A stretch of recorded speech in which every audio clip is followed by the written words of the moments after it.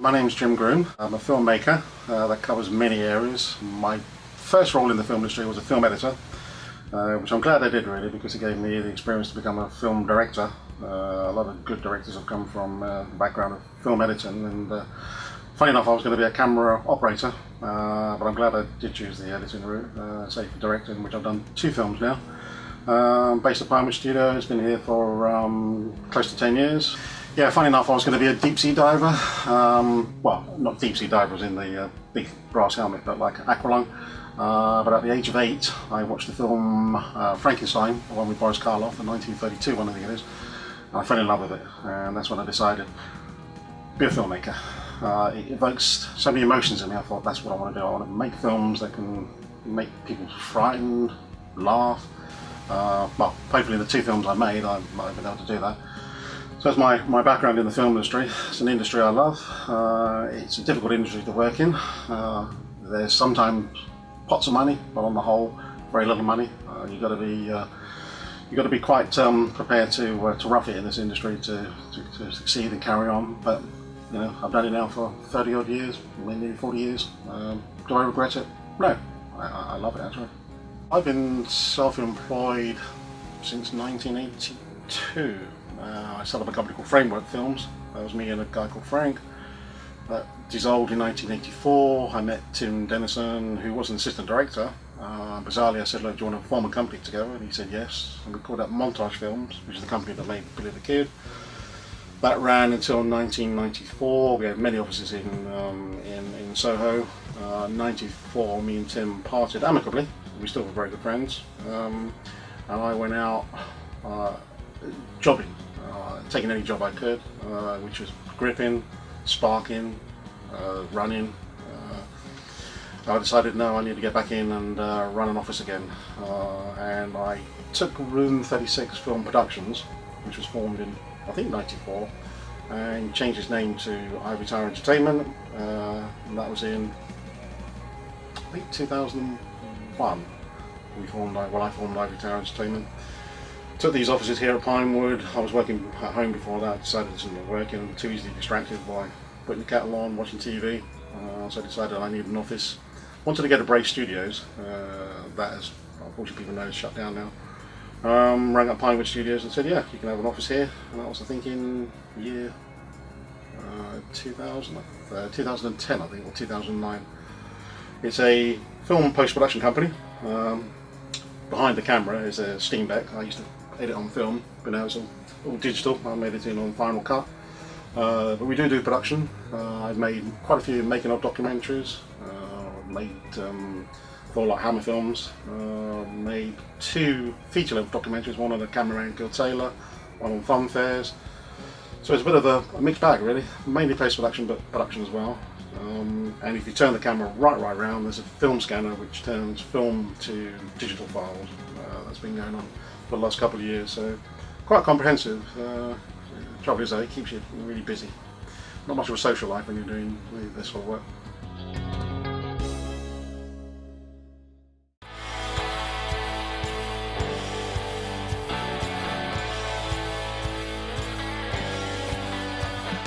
Right, Revenge of Billy the Kid script. Back in 1988, myself, my ex-business partner Tim Dennison, and a good friend of ours, a writer called Ross Smith, wanted to make a feature film.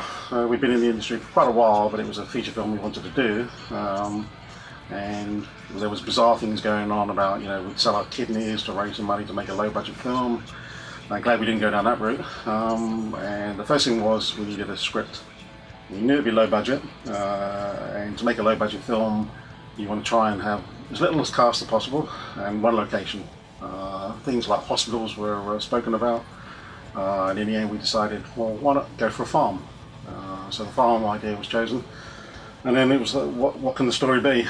And I can't remember which one of us, but one of us came up with the idea of a goat that would be born to a man who would side the goat, and the young daughter of the farm would take pity on it and take it as a pet, hence giving it the name Billy, hence Revenge of Billy the Kid, because it comes back and takes revenge on, well, the family, not just the father, the whole family. What you see on screen is what it was. It was a ramshackle cottage in Wales, which we stumbled across by chance.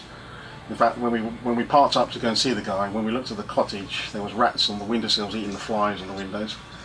We went in there and saw the farmer, lovely guy, and his kitchen where he sat us down was, we looked around, there was dirty plates, probably been there for months. On his dinner table, his breakfast table, there was sheep syringes for whatever that was. He made us coffee, which we drank, but then I think I or somebody went out to go to the toilet, his toilet, which is an outside toilet, and when we looked at it, it was just a hole in the plank over a stream. And we found out that his drinking water he got from the stream, so that kind of put us off a bit. But yeah, what you see on and his farmyard, which people just think is mud, which some of it is, but I would say 60% of it is cow shit. And in fact, when we filmed in the winter, we were really slopping around in cow shit, so that was pretty grueling. It was cold. In fact, we went back in the summer to reshoot. It all caked up, so it was a bit better, but it was pretty rough working under those conditions. Me and Tim had very little knowledge of writing scripts. Ross Smith had quite a bit of knowledge. Me and Tim did work on a script called You're Dead, which is all about a guy who falls in love with a corpse. He works in a mortuary, steals the corpse, takes it with him, and goes to live up north with the corpse. Funny enough, we got into a bit of dispute with a friend of ours who stole our idea and actually started to get the film made, and we had to put an injunction on it. And that film was a film called Living Doll. So that was scuppered. So we had a little bit of experience. We lent on Ross. He was the main writer, great writer. And it was a fun experience. A bit odd doing freeway writing, but we all contributed in our own way. But Ross was the main guy on that one. The great thing about when you're writing, you don't have to make any compromises at all. You can do whatever you want. In fact, me, Ross and Tim, we did actually write a science fiction film, just a script, we haven't made it yet, called Sleigh Ride to Hell.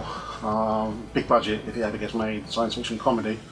And that, we just decided not to have any compromises, just write whatever we wanted to. So if it got made, it'll probably need a budget of about $40 million. But no compromises in the script writing stage. The only real compromises I find are when actually making it. The budget, the schedule, but script writing, you can do whatever you want. Not wise, because if you do that, then yeah, you are going to need big pots of money to make it. So if you know you're making a low budget film, yeah, try and keep it sensible. Our budget for Revenge of the Kid, I think I mentioned it earlier about the selling our kidneys. This is going back to 1988. Ross had this great idea that each kidney we would give would get $2,000. So between the three of us we could raise $6,000. I think our initial budget was, if I remember rightly, $10,000, so we knew that wouldn't do it. We went to the usual routes, distribution companies, production companies, tried to get a budget raised. People liked the idea, but no money was forthcoming. But we were very lucky in, I think 1989, we had an office in Wardour Street, and we were approached by a property developer who said, "You're moving," and I said, "What do you mean?" He said, "Well, you're leaving these offices." I said, "Well, no, we've got a 24-year lease still to run." He said, "You don't understand, you're definitely leaving." And we said, "Well, what do you mean by that?" He said, "We can do it the hard way or the easy way." And the hard way was he would completely knock down the buildings around and make life misery, and we lose our clients. So we said, "What's the easy way?" He said, "I'll give you a check for $50,000. So that $50,000 was what we put into Billy the Kid. We were hoping we would finish it completely on $50,000. But again, the script being what it was, we didn't. So we then had to look for another investor. Can't remember which one of us, but one of us said, "Let's put an ad in Private Eye." At the back of the Private Eye, you get "I want," "I need," I need help. So we just put, we need $50,000 to finish film. And a year later, we got that money. Still didn't finish it on those two combined amounts. We still had to pour a lot of money of our own money, post-production company, into it. Lean heavily on family and friends. I would say the budget now, looking back on it, was about $190,000, I reckon. So that came from quite a few different sources, but if it hadn't been for that $50,000 up front, the film had never been made. Didn't get the cinema release on Billy the Kid that we hoped for. In fact, we were lied to. We were told we were going to get a 40 print release, so very disappointed there. It went out on VHS, and in fact, the distributor said, "We've had it reviewed by our people, and we were really pleased. This one's going to sell well." It gets, I think, 8.5 out of 10 for rentability, which they never had before. So that was pleased. And then they did all the sending out to journalists, reporters, and I think, I would say 50-50. 50% of the people absolutely hated it, but 50% loved it. which is great. And the great thing, and this has happened on Balloon 36 as well, 50-50, 50% hated it, 50% loved it. And people say, well, surely with 50% hating it, that's a really bad thing. I said, well, no, not really, because I can tell you on both films, not one person that I can recall ever said, it's so-so. I'm pleased that the 50% love it. I'm not so pleased 50% hate it, but I would never really want to make a film which is just so-so. And actually, I remember on Revenge of Billy the Kid, there was one journalist, I think from Manchester, I think, local paper, and he said, I'm not normally into censorship. He said, but I've just seen this VHS for a film called Revenge of Billy the Kid. He said, I think this film is so disgusting, so perverted. He said, I would personally buy up every VHS, build a bonfire, and I would personally be the one to set light to it.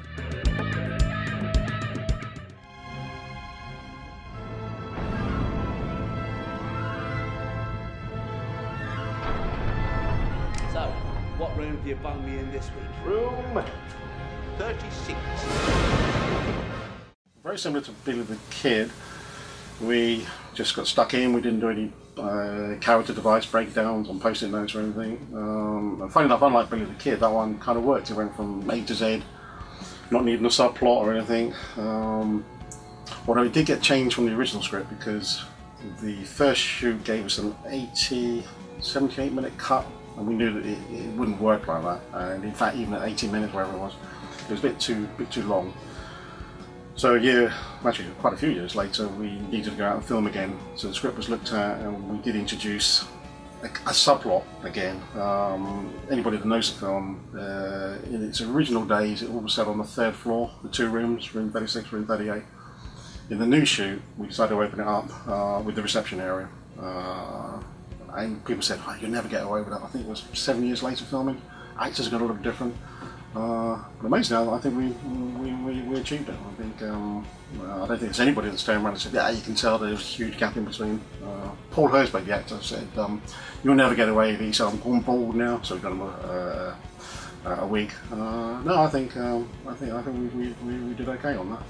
What kept me going on Room 36 was the fact that so many people have contributed, gave up their time. Some people have even given us money. I think Frank Scantori was an investor in the film, the actor who plays Mr. Armstrong. So many people have given up their time, money, and believed in us. Well, I thought. In fact, funny enough, Tim, Dave, a lot of people abandoned the project. I didn't. And 7 years on, or wherever it was, I just thought, no, I can't just let this film sit on the shelf. I've got some money coming up. I will revisit it. That's when the script got rewritten. I will get this film finished, because what's good is a half-finished film really sitting on the shelf. It's no good for the actors, no good for the technicians. But yeah, do your damnedest to get it finished, really. I've probably now penned 3 scripts all on my own. I love the process. I think it's fascinating. If you're scrabbling around for an idea, then that's painful. If you've got the idea, and it only needs to be a gem of an idea, it's great. You're off and running. Some people like to plot it out. Me, Tim and Ross we were commissioned actually to write a script called Blind Justice. That we spent about 3 months plotting it out on post-it notes and God knows what, characters, story development. It worked. Personally, I'd rather, if you know you've got a good idea, just go for it and go for the first draft. Don't have writer's block. Well, that may happen, but you know, if you do find yourself getting stuck, move on to the next scene. Get the first draft down. Hopefully you've hit the mark of around 100 pages. If you're not, don't make the mistake of putting a subplot in. We did that on You're Dead. That really paid dearly. If you come out with less than 90 pages, rethink it. But more is good. If you come out with 150 pages, great, because you can easily trim it down. But once you've got that first draft, you're off and running. Hopefully, you probably only have about 3 or 4 drafts. That's the plan. The sci-fi one, Slow Ride to Hell, had 13 drafts. That was, and still not finished. Whether it ever gets the light of day, I don't know. But ideally, aim for about 4 or 5 drafts. And the first one could be really loose. That's where you can then take a break, and come back and address it and think: is the story working? Is the structure right? But address it afterwards. Don't worry about it too much in the first draft. Just get all your ideas on paper. The one I'm writing at the moment, it's nearly a finished draft. I'm quite happy with it. It's called Let the Shows Begin. For me, it's quite a serious departure. It's a feel-good family film. People laugh when I tell them, my friends laugh when I tell them that, because I'm known for my quirky horrors, thrillers. But I decided to do a family family film. It's all based on a guy who was a strongman in the circus. Quite a serious film, but very light-hearted, very feel-good. I wanted at least one good name for the cast. Approached Michael Caine. He read it apparently and loved it, which was nice to know. He turned it down because he still feels he is a sex symbol. 80 something, fine if he feels that way. And he didn't want to play a character that was infirmed, lying in a bed. But then he went to John Goodman's agent.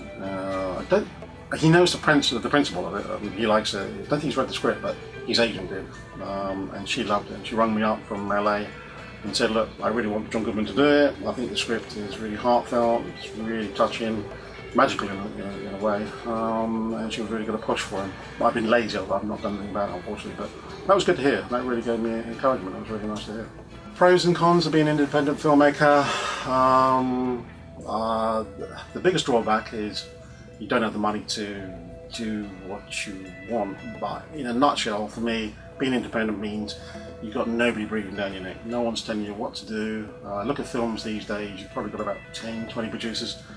They all chip in, they all say what they want. Well, it's just you're producing it yourself, directing it yourself, in this case editing it yourself as well. You've got no one to criticise you, to hold you back. You just go for it. And that's what I like about the independent sector.